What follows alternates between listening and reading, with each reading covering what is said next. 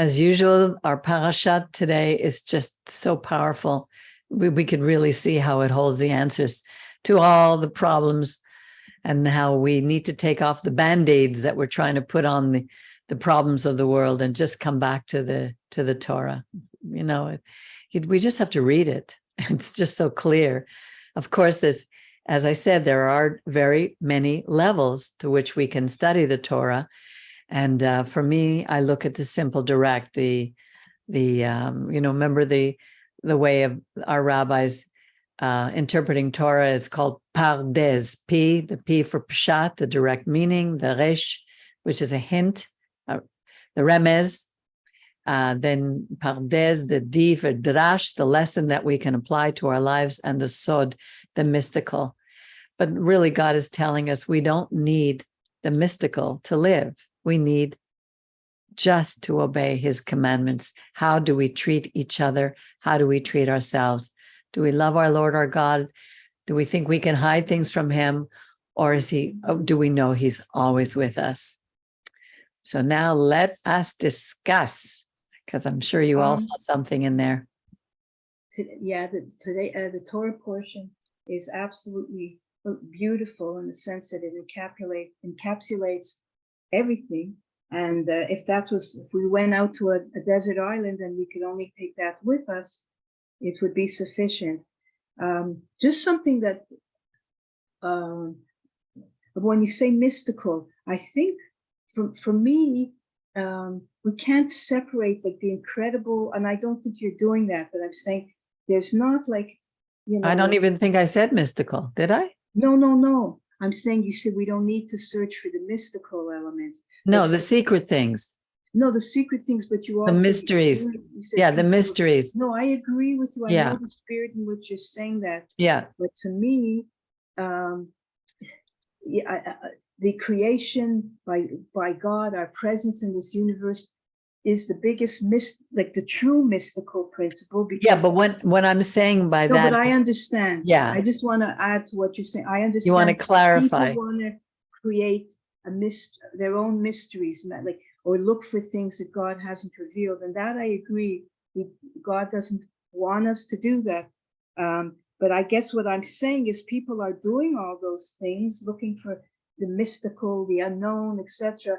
Right. When isn't it an incredible mystery that we could speak and receive healing and praise and love from the creator of the universe? To me, that's the most mystical thing in the whole world. So I'm saying it just goes back again to the idea that men want to create gods for themselves.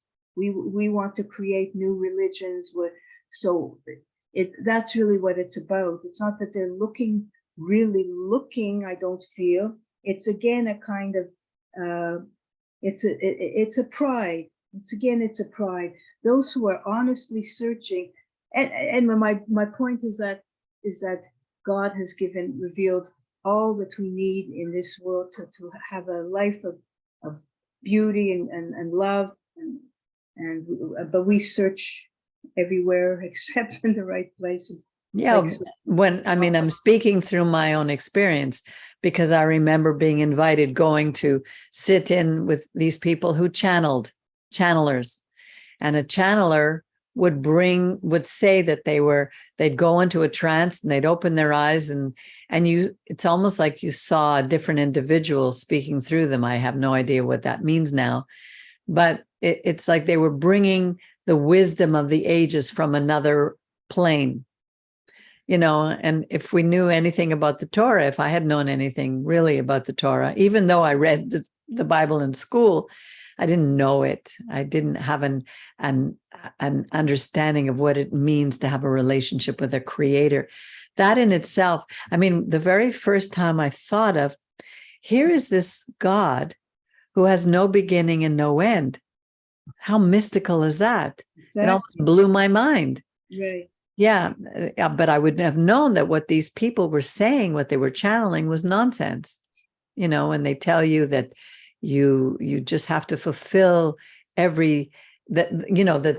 the world, everything is what was the word that they use? Maya, illusion.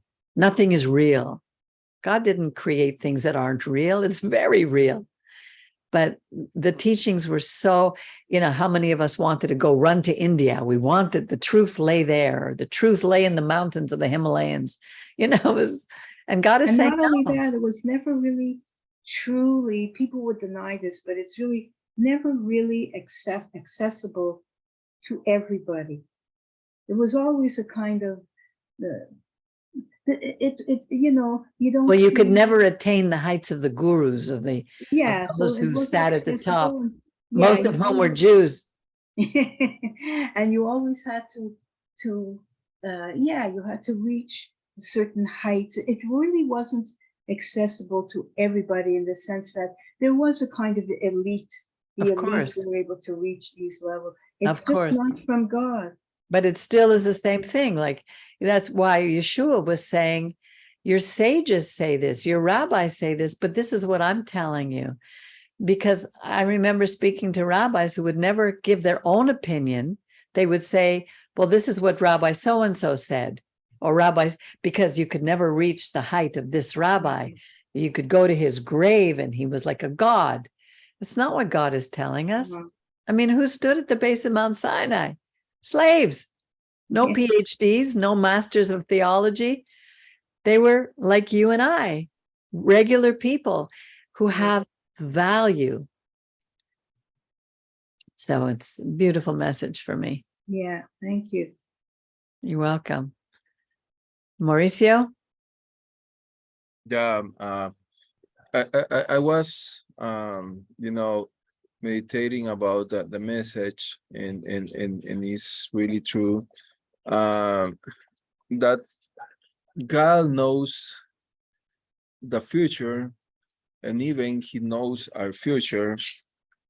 It's interesting that it's repeatedly in this book that God says, choose life instead of choose death. But you can read in many things that the God knows that we will fail, okay, in some point of our lives.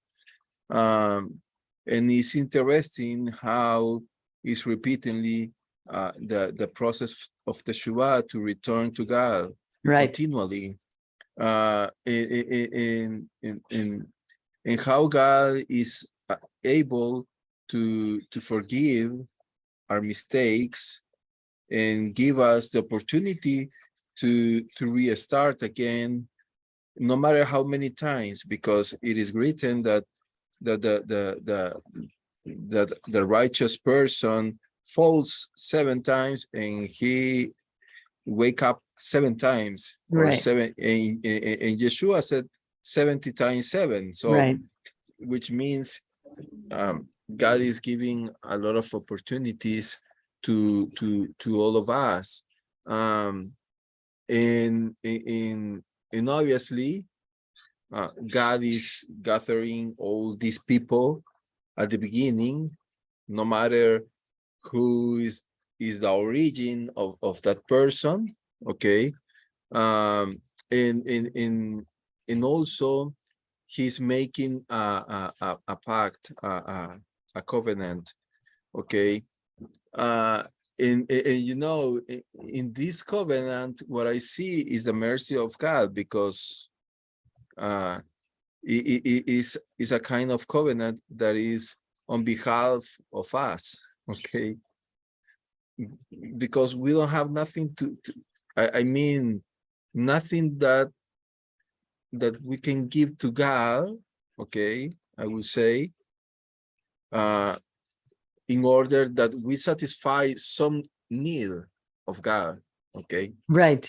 He doesn't need our appeasement. He's not a pagan God. Yeah. And but we need Him, okay. Yes. So the covenant is, okay, I will bless you, okay, just follow what I'm saying, but not for what I'm saying, is for in order to satisfy God. No, it is to live that for example, I want to have an orange juice. Okay. What if I take a lemon, or what if I take a banana? I will never have an orange juice, because to have an orange juice, I have to take orange. Right. Okay. So in this case, is the very same. Okay. You want to live in shalom, you want to live in peaceful all the time, just follow my commandments. If you don't follow the commandments, then you will never have the orange juice. Okay. Right. So and so and this is the point, that is something so simple. Okay. But at the same time is very Difficult. difficult. This week I was asking to a person, okay, about the renewal of the land. Okay, we as sugar industry, we crop over the fields year by year. We don't keep the Shemitah. Obviously, we are living in El Salvador. And one of the impact today is the phenomenon created by the man, okay, which is how we destroy the environment, okay, and this is affecting our crops and the production of food. And it's not only in El Salvador, it's around the whole world. Okay, today we can see that the storms are more aggressive than used to be. Right. Okay, we can see that the hot is in general The heat. is the heat. Yeah, the heat is very, very high. Right. And also the cold is colder than More used to extreme. be. Right. It's extremes. Yeah. And this is changing the environment. Okay. So one of the things I was asking to these persons, to these experts, is, okay, what we are doing in order to renew the land. I mean, every land has different minerals and have different nutrition for the plant. But when you are not giving a rest to the land, then you have a problem, right? Okay, then you start to say, okay, it's easy.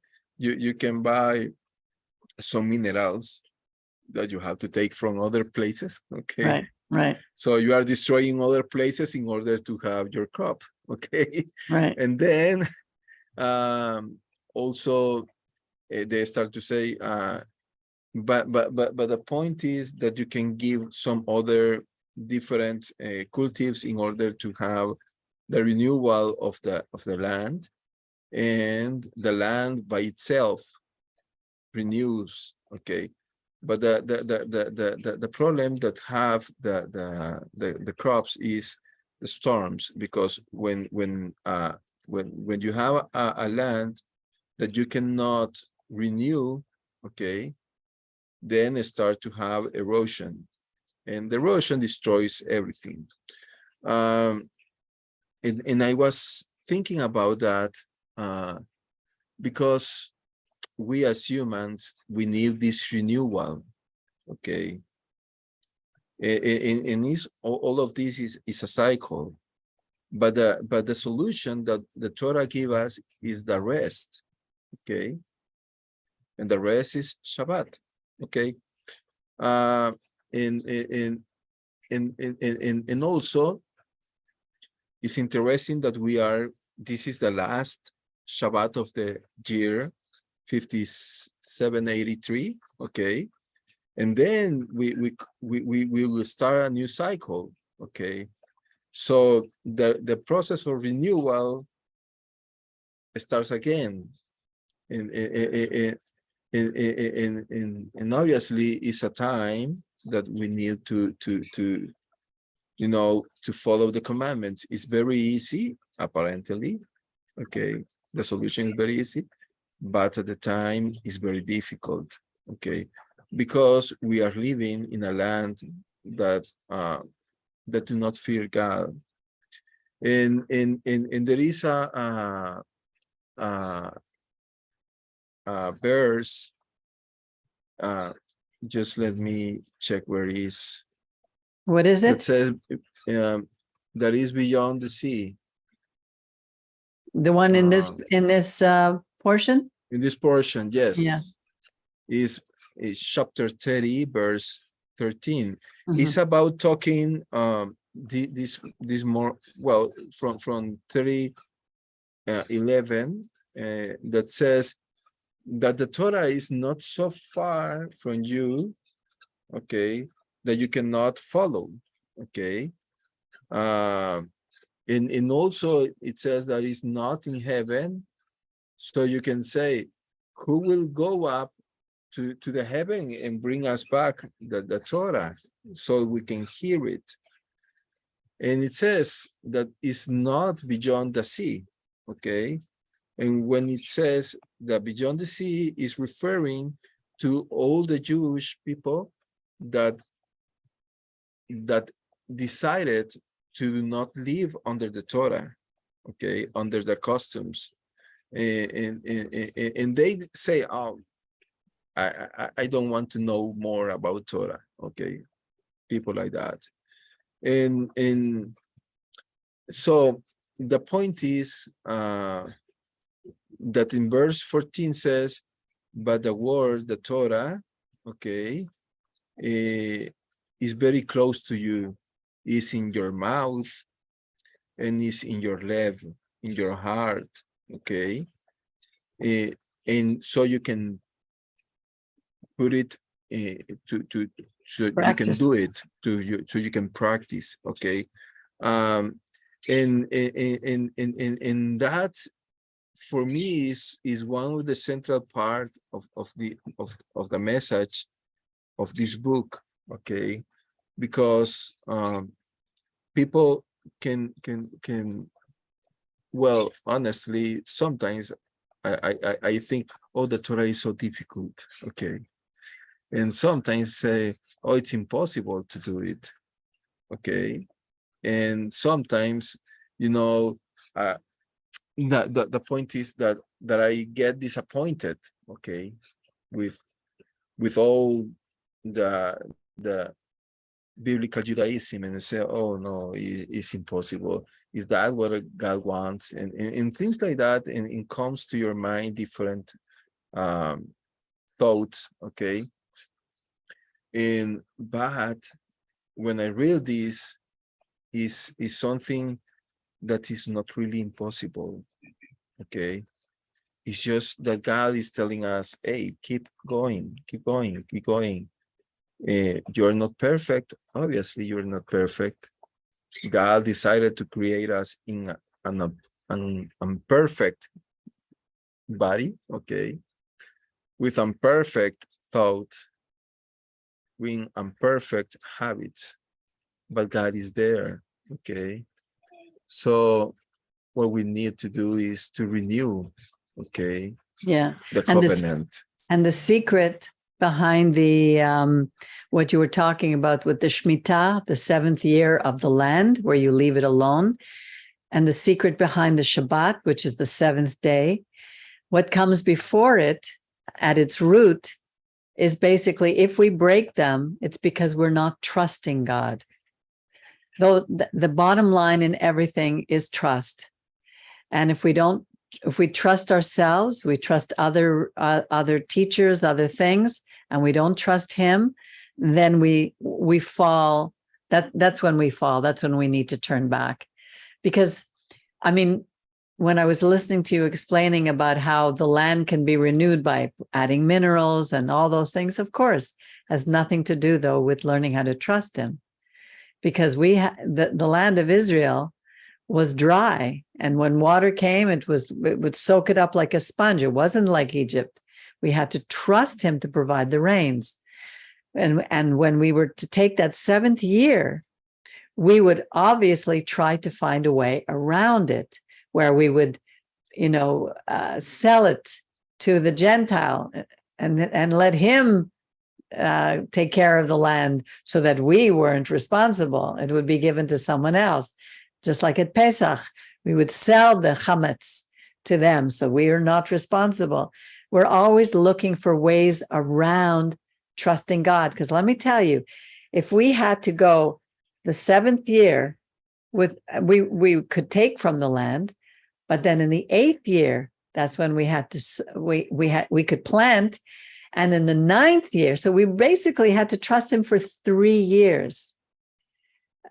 And how many people, and during the desert, when God said, do not go and gather the manna, the man, on the Shabbat, those who didn't trust him went to gather, because they didn't believe that they would have enough food provided on the Friday to be able to last until Sunday. It's always about trust. When we suffer, we're not trusting God. When we can't sleep, when we have stress, when we have anxiety, we're not trusting God. That's the bottom line of everything, of what God is saying in the Torah. The rabbis say, no, trust me.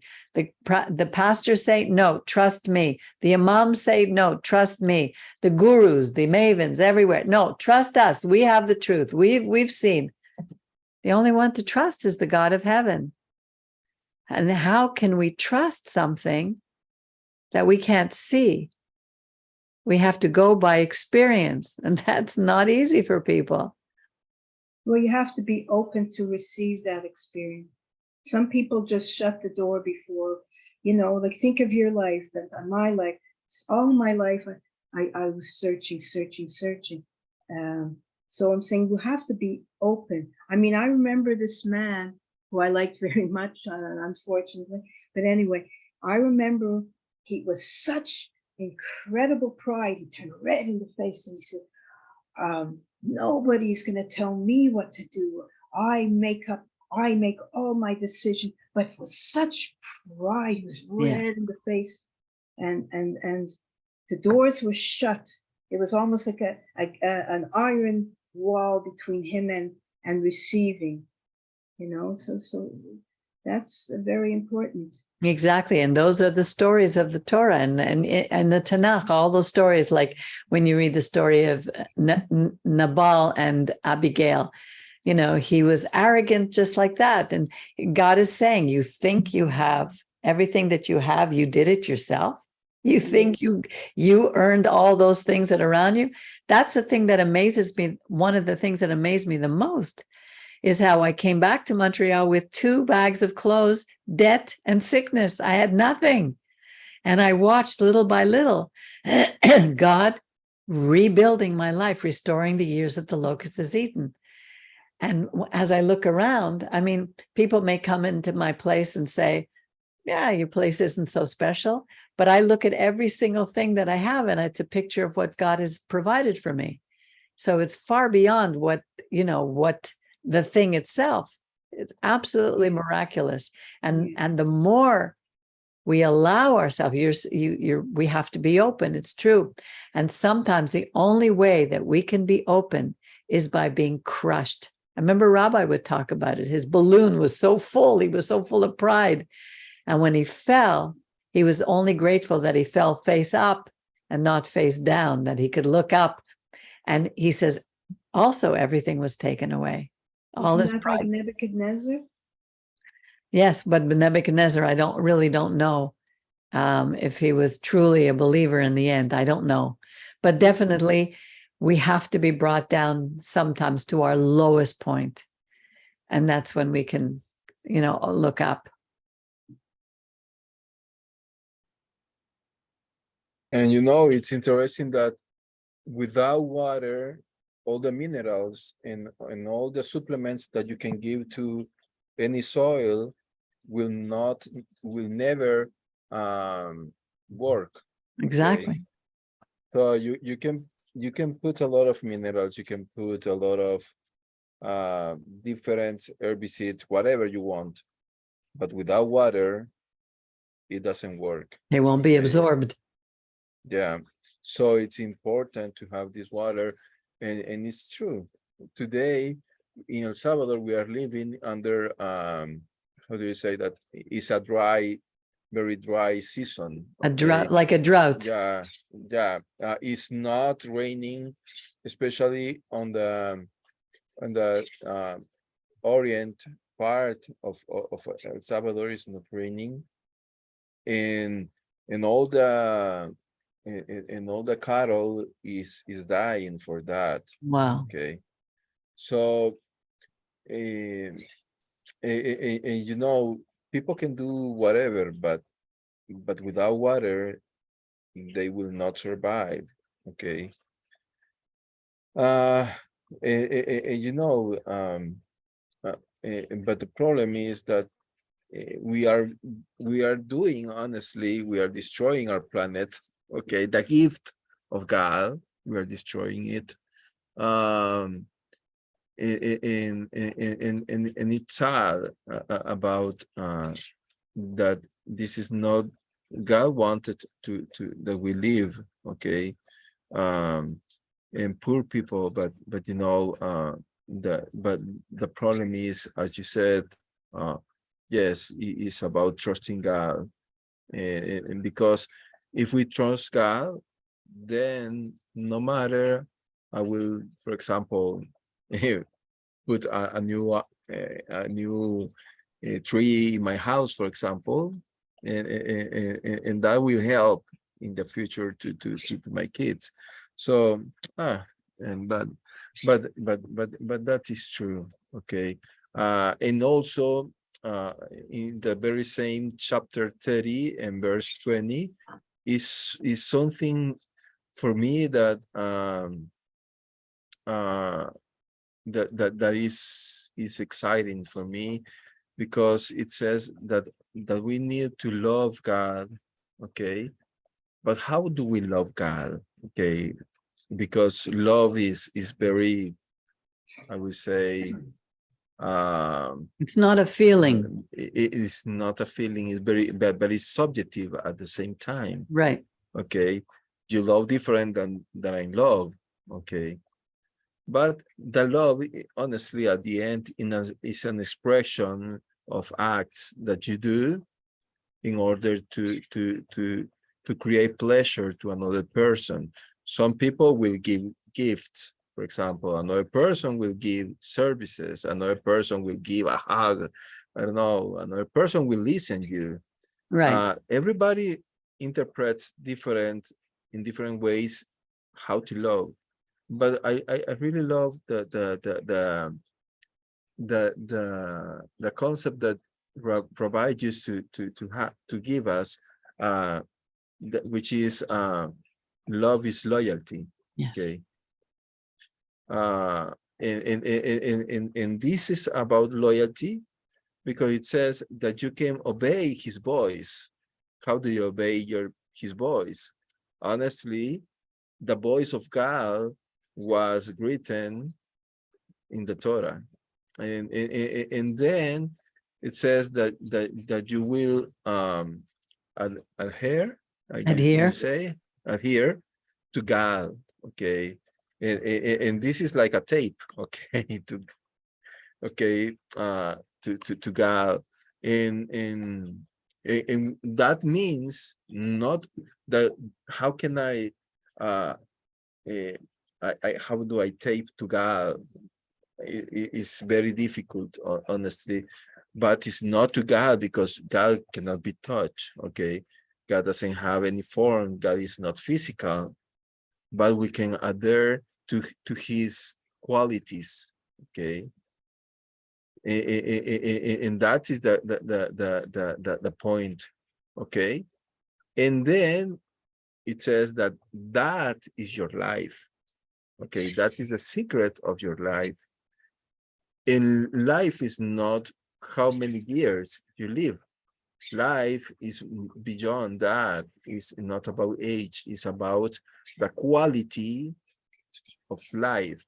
Because there are people that lives 30 years. For example, Yeshua, 34 years, I don't know. 37. 37. But at the end, he had a full life, and you can say, oh, full life, but he was only very youth, okay? But his life was very full of life, okay? Exactly. And then prolongation of your days, but you know,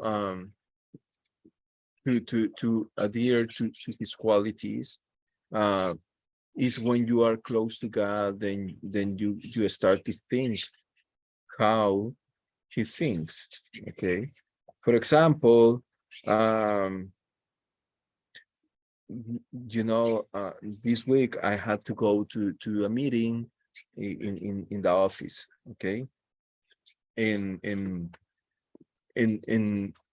I was among people that honestly do not fear God. Okay, but I didn't feel good, and I didn't feel good. I mean, it's not about people; it's about their qualities. Okay, they start to talk about many things, that crazy things that you can even imagine. And I was there just because my boss told me to be there. Okay, and one of these people just showed me his phone, and he showed me, oh, I bought this Nazi, how do you say, gun, and brr, you know, and when I look at that, I mean, he used to be the president of the company. He is a very important lawyer, and things like that. And I said, what? How can he buy a death machine that probably kills people in the war? I wouldn't like to have that. Okay. And then you start to feel, I don't belong to this place. I don't want to be here. And I'm staying just for education because my boss said, stay here. Okay. And it's very difficult. Okay. But then you realize that the way you used to think probably before the Torah start to grow inside your brain, inside your heart, is completely different. And then you start to see how you grow, even though you don't perceive that you have grown. Okay. And it was for me an experience that was very you know, feel that to give thank God. God, probably I'm not the best person. I'm not probably the example of life to, I don't know, to many persons, but honestly, I have seen how you made me grow, and I thank God. And for me, that is an exercise that we can, sometimes we need to stop, to stand up, which means Nitzavim. Okay, stand up, standing, and then, okay, just realize from where God took you unto this place. Okay, and to say thanks, God. Yes. You know, it's interesting because when we talk about destroying the planet, we talk about the physical things that we do to destroy the planet. But if we were able to have these special glasses, let's say, and we were standing above the planet looking down, and we could see the difference between darkness and light on a spiritual, esoteric level, like every time if I were to gossip about somebody, and that person would be hurt, I'm not physically doing anything, but my words are producing darkness. And so there's more darkness on the planet. And I think when God looks down at us, and he, well, I can't even say looks down. I mean, he's everywhere. because he's pure light, the darkness cannot survive in his light. So his nature is to destroy the darkness. And that's, to me, many of the, I was talking about that yesterday to somebody about the storms and the things that we're seeing happen. He talks about in this week the plagues and the diseases that hit. And to me, that comes out partly from the darkness that every person is creating as a whole, as humanity. The darkness that we are exuding in this world forces God to destroy, forces his nature to shed more light, which looks like it becomes a destructive force when the fire starts to burn. Is it only because we cut down trees?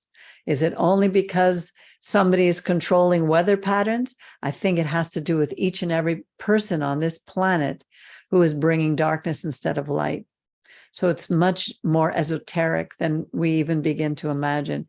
We are physical bodies that enclose a spiritual being. And that's why it's so important for us to constantly search our hearts. Next week we're going to listen to Rabbi speaking on Yom Teruah. We'll hear Angel blow the shofar. And it really is a call for us to search our hearts. Every Shabbat we say, V'tach libenu, search my God, purify my heart so that I may serve you in truth. These are all related to how we live and how we share light, spread light, instead of bringing darkness into it. And, so next week we'll come and we'll celebrate together, and we'll go for 10 days until we reach Yom Kippur, which is a day of atonement. It used to be a day of feasting, when we would bring our animals and come together to feast before God, thanking him for writing our name in his book. And now it's become a fast day. Even that's been changed. Rosh Hashanah changed from Yom Teruah. We're always changing what God does. And that does not bring light. It brings more darkness into this world. So I pray that we as a small community, and I love our name. I always think back on how God led us to take this name, Shear Yashuv, the remnant shall return. Because truly, those who truly trust God are a remnant. Otherwise, we'd see a much different planet than we're seeing today. So let's end on that note. And thank you for listening. Thank you for joining. For those of you who are not here in our service, and you're all welcome to come, for listening in and for learning from the Torah, that the Torah is for everyone. So I wish you all a Shabbat Shalom, and I'll be sending out, Angel, I'll send you out the schedule for next week, also to the Alvarados for Rosh Hashanah, for Yom Teruah, and we look. You know offhand what the day Yom Teruah is? I'm just going to mark. I know the dates, but the day next Saturday. It starts Friday night. Yeah, that's what I mean. Erev is the 15th. Erev is right? Friday night, yeah. And we'll celebrate on Saturday, when we'll hear the blowing of the shofar. Angel, you ready?